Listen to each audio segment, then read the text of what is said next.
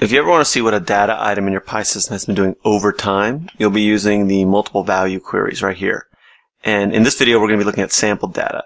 And to contrast that, we're going to contrast it to compressed data. So we're going to be using sinusoid at first, just because it's a great example of this.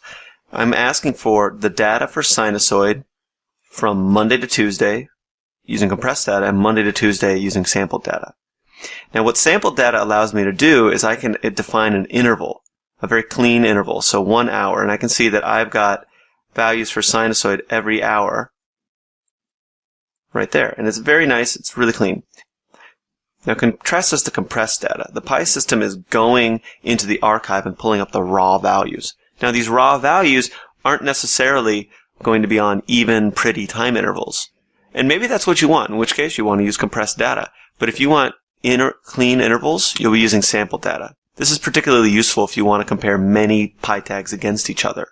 So if you wanted to compare 10 PI tags against each other on the hour every hour, you'd probably be using sampled data. And this is what it looks like. So sampled data, even intervals, compressed data. Maybe uneven intervals, but it's all the raw values, so it reproduces this trend. What sampled data is doing is it's merely interpolating between these points. So this point right here, well, that's an interpolation of compressed data right there. That's all it is. Now, there's one danger that can go on here is here it is. If you use an interval that's really small, like 4 hours, well, maybe you're going to be missing out on some of the peaks. So you can see here, we're not really seeing this as a sinusoid anymore. And maybe this is what all you want. You want to know what was going on with the process at every 4 hours. So now let's put together a sampled data query. First, you'll click on sampled data, and then we'll see what we need. So first off, we need a data item. That's the PI system tag or the PI system asset that we want to see data for. Then a start time and an end time, so that's the start and finish of how long we want to see data for. And the time interval, how frequently do we want to see data? And then the output cell, where on this sheet do we want it to go? Alright, so to start off with data item, we need to add that to our sheet. So I'll just close this and say data item. And now I'm going to search for it.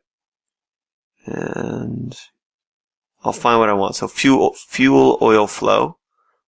And if I click this, double click on it, it's brought into my sheet. Fuel oil flow. And then I need the start time and the end time and an interval.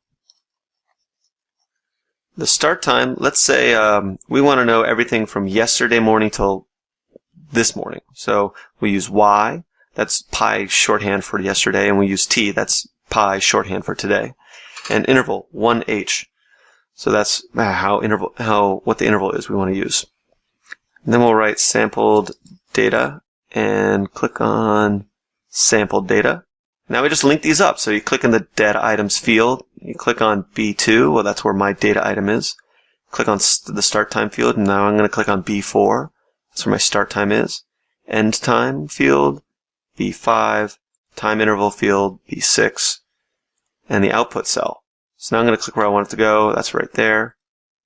It's already taken care of. And I can click apply. And then if I want to see timestamps, I can just put this checkmark box here, click apply again, and I'll see timestamps. And you can see it's coming in every hour. Right like that. Boom, boom, boom. And we see the values right there for each hour.